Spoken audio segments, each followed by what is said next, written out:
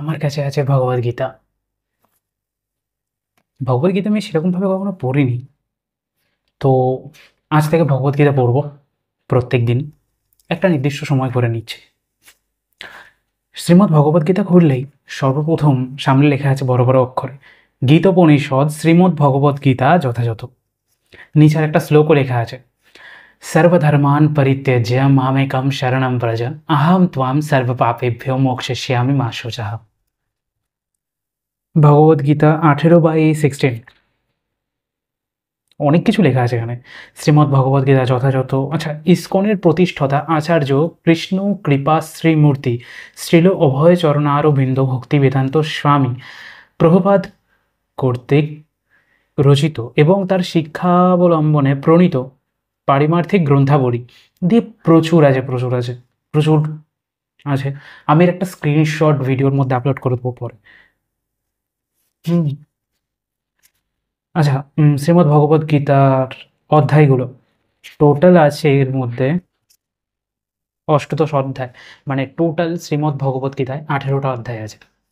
প্রথম অধ্যায়ের নাম বিষাদ যোগ, দ্বিতীয় অধ্যায়ের নাম সাংখ্যযোগ, তৃতীয় অধ্যায়ের নাম কর্মযোগ, চতুর্থ অধ্যায়ের নাম জ্ঞান যোগ, পঞ্চম অধ্যায়ের নাম কর্মসন্ন্যাস যোগ, ষষ্ঠ অধ্যায়ের নাম ধ্যান যোগ, সপ্তম অধ্যায়ের নাম বিজ্ঞান যোগ, অষ্টম অধ্যায়ের নাম অক্ষর ব্রহ্মযোগ, নবম অধ্যায়ের নাম রাজগৃহ যোগ, দশম অধ্যায়ের নাম বিভূতি যোগ, আর একাদশ অধ্যায়ের নাম বিশ্বরূপ দর্শন যোগ, দ্বাদশ অধ্যায়ের নাম ভক্তি যোগ, ত্রয়োদশ অধ্যায়ের নাম প্রকৃতি পুরুষ বিবেক যোগ, চতুর্দশ অধ্যায়ের নাম গুণত্রয় বিভাগ যোগ, পঞ্চদশ অধ্যায়ের নাম পুরুষোত্তম যোগ, ষোড়শ অধ্যায়ের নাম দৈব সুরা সম্পদ বিভাগ যোগ, সপ্তদশ অধ্যায়ের নাম শ্রদ্ধাত্রয় বিভাগ যোগ, অষ্টদশ অধ্যায়ের নাম মোক্ষ যোগ।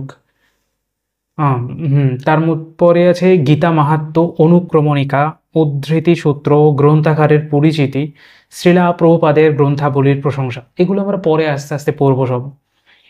আচ্ছা, তো আপাতত এই আছে এখন। হুম, এখানে অনেক কিছু লেখা আছে, প্রস্তাবনা, অনেক কিছুই আছে, অনেকটা মানে দুটো একটা দুটো তিনটে মানে টোটাল আড়াই পেজের মধ্যে লেখা আছে প্রস্তাবনা, ভূমিকা তার মধ্যে, তারপরে মুখবন্ধ, অনেক অনেক অনেক অনেক অনেক কিছু লেখা আছে এখানে, অনেক কিছু লেখা আছে। আমরা তাহলে একটা কাজ করি, বিষাদ যোগ অধ্যায়ে আমরা চলে যাই একবারে, কারণ এত কিছু পড়ার মতো। ও ওয়াও, লুক, কৃষ্ণ কৃপা শ্রীমূর্তি শ্রীলা অভয় চরণারবিন্দ, এই যে আছে, কি সুন্দর লাগছে।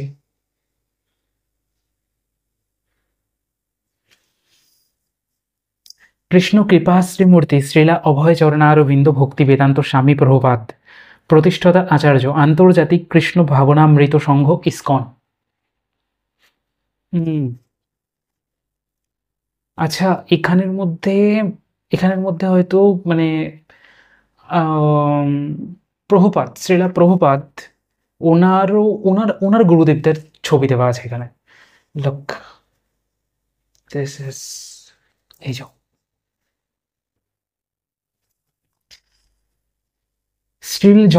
শ্রীল জগন্নাথ দাস বাবাজি মহারাজ, শ্রীল ভক্তি বিনোদ ঠাকুর হরে কৃষ্ণ আন্দোলনের পথিকৃৎ রূপে তিনি সমগ্র বিশ্বকে কৃষ্ণ ভাবনামৃত প্রদানপূর্বক আশীর্বাদ করেছেন।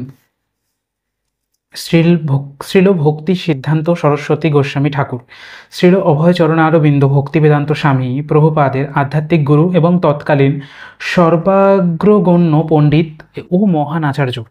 শ্রীল গৌর কিশোর দাস বাবাজি মহারাজ, শ্রীল ভক্তি সিদ্ধান্ত সরস্বতী গোস্বামী ঠাকুরের আধ্যাত্মিক গুরু এবং শ্রীল ভক্তি বিনোদ ঠাকুরের অন্তরঙ্গ শিষ্য। আচ্ছা, তার পরের পেজেই আছে শ্রী পঞ্চতত্ত্ব। আর যেটা আমরা গান করি, যেটা যেটা গানেতে আমি ওই দিনকে নাচ করছিলাম, হেবি সুন্দর লাগছিল গানটায়। গানটা অনেক কথাটা এরকম, শ্রীকৃষ্ণ চৈতন্য প্রভু নিত্যানন্দ শ্রী অদ্বৈত গদাধর শ্রীবাসাদি গৌর ভক্তবৃন্দ। তো গানটা এরকমই ছিল, শ্রীকৃষ্ণ চৈতন্য প্রভু নিত্যানন্দ শ্রী অদ্বৈত গদাধর শ্রীবাসাদি গৌর ভক্তবৃন্দ।